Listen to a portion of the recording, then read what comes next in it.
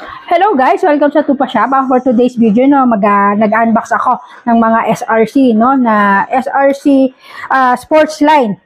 Ito is SRC Beta, no. Meron tayong 2 colors na available, no. So meron tayong DE, meron tayong black.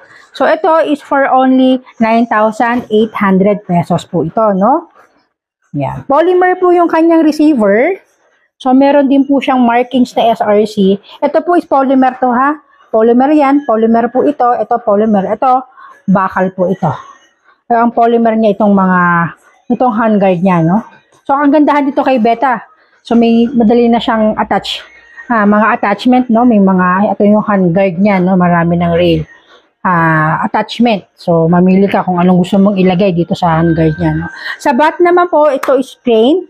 So, ang kakasya pong battery dito is chiclet or Tootsie na baterya, no? So, nandito po sa likod. So, mamaya tanggalin natin kung paano ilagay yung baterya. So, chrono natin kung anong FPS out of the box nitong SRC Beta, no? So, ito yung battery, 1,100 pesos po ito. 1,300 milliamps po siya, no? So, pang matagalan na rin. So, pag magtatanggal po kayo ng bat, dito lang po, tulak nyo pa labas, no?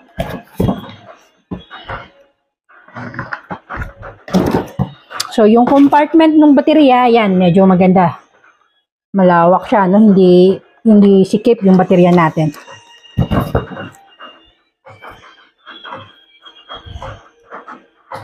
So, ito is, ulitin ko, for only 9,800 pesos, no? Without battery and charger po ito, ha?